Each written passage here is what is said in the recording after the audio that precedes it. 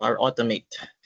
So what are we going to learn? So ito, kinumpress ko yung mga topics na inaral ko. So yung easy, syempre yung Power Automate introduction, binawawala yan. Then intermediate, expression and conditions, then etc. Naglagay ako ng etc. dito kasi marami pang pwedeng ilagay dito like yung mga loops, kahit ano pa. Then sa hard naman, ito yung mga integration to Power Apps, tsaka ibang integration na pwedeng gamitin. Though karamihan doon is di natin magagamit kasi need ng premium access. So let's start with the easy one. Yeah, so introduction. So ano ba si Power Automate? So based kay ChatGPT, Power Automate daw is a cloud-based Microsoft service that helps you automate repetitive tasks and simplify workflows between your apps and services. So very basic lang, no? So saan siya magagamit or where it fits? So part siya ng Microsoft 365 Power Platform. So kapag nag-avail ka ng subscription, mapa office man yan o kahit personal, so magagamit mo na si Microsoft 365 Power Automate. Ayan, though limited lang siya. And if gusto mo mag-avail ng mga premium subscription para magamit mo yung mga additional na functionality, ayan, pwede rin naman. Ayan, kung gusto mo i-maximize yung capability ng Power Automate. Then simple examples, ayan. So ito yung mga simple example na pwedeng gamitin magawa gamit yung Power Automate. So pwede tayong mag-save ng email attachments to OneDrive, pwede rin sa SharePoint. Tapos get a Teams message when a SharePoint item is updated. Ayan, so ito yung mga ginagamit namin sa Power Apps namin. Wherein kapag may na-receive kaming update dun sa SharePoint, for example, may nag-file ng leave. So automatically append to SharePoint list namin or item. Then mag-send siya ng Teams message to notify na may gantong request. Then receive a daily reminder message. So yun yung mga simple examples. Then ito yung pinaka-basic na components ni Power Automate. So essentially meron siyang tatlong parts. So trigger, so it starts the flow. So ang example nila dito is when a new email arrives.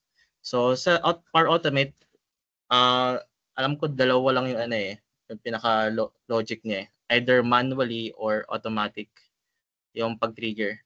So for example ito, may bagong email na na-receive. So automatic siya. Pero kapag mag-try ka pa lang ng mga Power Automate test mo, so pwede mo gamitin yung manual. Ayan, para hindi ka mag-antay. For example, may bagong email na darating ba? So pwede mo i-manual trigger na para makita mo din yung susunod na function if kagana.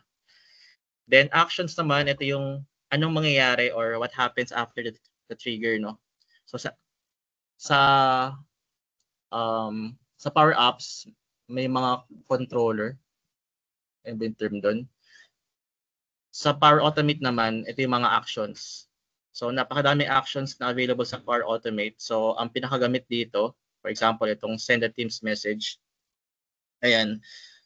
So basically lahat ng mga Microsoft apps pwede mo i-integrate with Power Automate.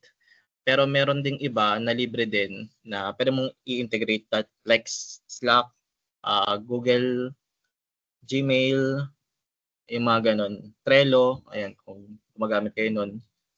Then yung connectors naman, ito yung different services na malibad do sa Power Automate na kinokonektahan niya.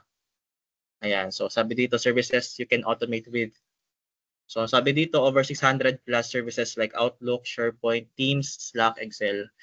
So mapapansin nyo kapag gumamit kayo ng connector, then pag nag-trigger kayo ng Power Automate, magre-request siya ng permission, no? Kasi ko-connect tayo doon. Ayun, ganun yung reason or ano yung purpose ng connector. So ito, kumuha ko ng sample image sa Google. So ito yung sample niya. Recurrence, kapag sabing recurrence, ito is frequent na timer. Parang gano'n na magta-time ka kung kailan mo gusto i-trigger yung yung Power Automate mo or yung automation mo. So for example, daily ba or weekly, monthly, or then yung actions naman dito is yung get a row, tsaka post message, ayan, in chat or channel. So sabi dito yung actions, 'di ba, yung ano, yung gusto mo mangyari. So ang ginawa dito is kukuha siya ng raw data or ng data sa row ng Excel. Ayan. So magde-define ka dito ng specific table sa Excel mo. Then kukunin niya yung specific row para ma-capture niya yung mga data na napapaloob doon. Then next dito is yung post message in a chat or channel. So dito pwede ka mamili sa anong Teams na chat or Teams channel yung pag-sendan mo ng message. So dito pwede kang mag-inerte, pwede kang mag-create ng mga cards. Actually iba pala 'yan. Ano lang dito, simple message lang pa 'to. Pwede mong mailagay dito. Ayun, so pwede mo gamitin yung kinuha mo dito na data, for example, yung date tsaka yung reason. For example, may lamang data 'to. So pwede mong kunin siya tapos ipalabas mo dito sa next action na gagawin mo. So 'yun yung post message. Then yung connectors naman dito, ang kinonect, dalawa yung connectors natin dito rin. Itong Excel, tsaka itong si Teams. Ayun. So ganoon siya, paano i-breakdown yung Power Automate in a simplest way. Yan. So next natin, ayan. So quick demo agad tayo. So paano siya i-access, no? So pwede ka pumunta sa Office 365 na homepage, or para mas madali, open ka lang ng kahit anong app na naka-open sa'yo right now. For example, Teams. And then Teams.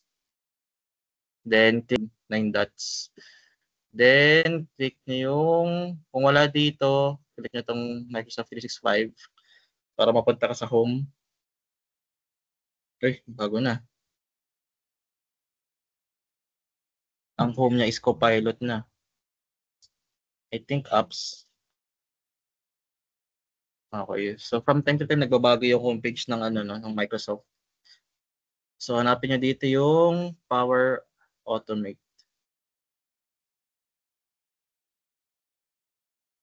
Control F na lang natin.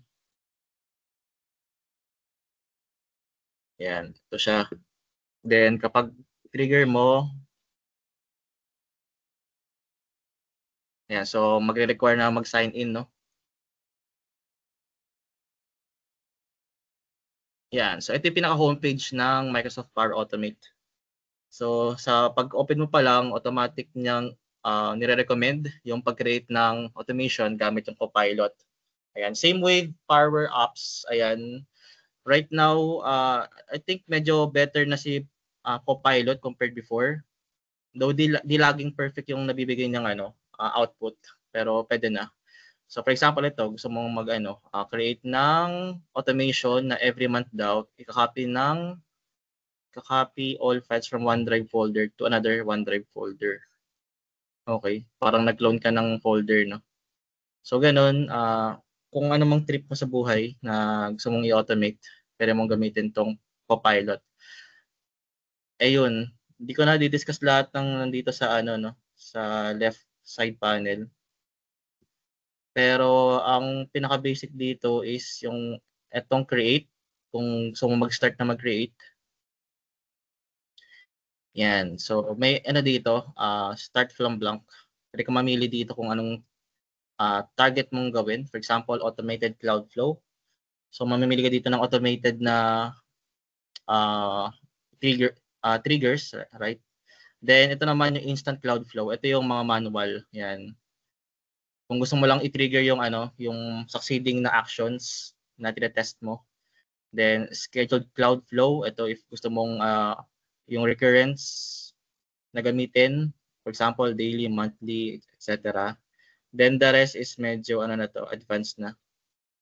May mga RPA pa dito process mining. Then meron ding template, ayan. So if ever na gusto mong may maisip kang idea na pwede mong i-automate.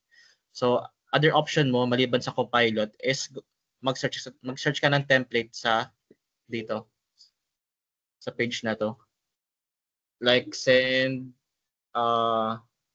Teams message, may ganun ba? From Outlook. Ayan, for example, ito yung na-search natin. So, forward new Teams channel post to Outlook inbox. So, baliktad pala, no? So, from Teams to Outlook yung nakuha niya. So, parang ganun. So, mali lang ata yung ano ko. Pagka-generate ng search. Pero ganun yung purpose. So, may mga topics din, etc. Ayan. So, ito, hanggat cover siya nung license natin, pwede natin gamitin lahat ng mga nandito. Pero hindi lahat. Like yung mga sa HTTP, alam ko ano yun, premium yun. Yeah, kasi mga ChatGPT or mga GPT, di ko sure kung pwede. So may mga AI na pala dito. No? Ayun. Tapos ang isa pa, ayan, kung gusto nyo mag-aral, may learn din dito. Ayan, medyo marami-maraming babasahin dito if trip nyo. Then, my flows. Ito yung mga na-create mong flows. Ayan, so cloud flows, tapos share with me. Ayan, ito yung mga na-create ng iba, tapos share sa'yo. Ayan, so ito medyo advanced itong iba na to. Pero technically, ito lang yung magagamit mo talaga palagi. Itong nasa upper right ng line na to. So yun lang si Power Automate in a nutshell. Para siya i-access.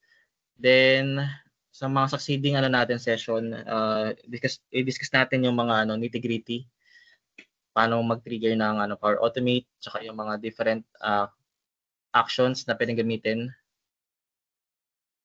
Ayun. So, balik tayo sa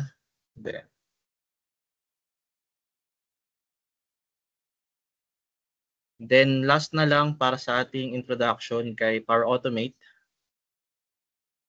Ayan. So, mga takeaways lang, no? So, sabi ni ChatGPT, Power Automate daw makes everyday work easier. Tama naman. Then, even beginners can automate common business tasks. So, hindi na limited sa mga IT or kahit sa mga developer yung pag-automate, no? So, kahit HR ka man or wala kang alam sa IT, basta naaral mo to para gamitin, may access ka sa Office 365 account ng company nyo.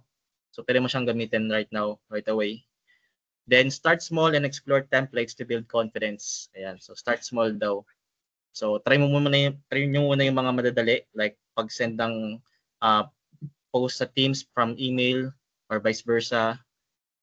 Kung gusto mo gamitin yung Gmail mo, ayan, kung tinatamad kang mag-check ng notif sa Gmail mo, pwede mo gamitin itong Power Automate, tapos ilalagay sa Teams mo. Ayan, so, depende na sa imagination mo, no? Tsaka sa limitation din ng Power Automate. Ayan. Then, sabi dito, may quote, automation daw isn't about replacing people. It's about freeing them from boring work. Ayun. So, I guess lahat naman dito is agree, no? Na ginawa yung automation hindi para mag-replace ng tao, which is para i-free tayo sa mga nakakatamad na task natin, which is sa current work natin, halos ang daming boring tasks sa totoo lang na kapag in-automate natin, mapadali yung natin, yung life experience natin or work experience.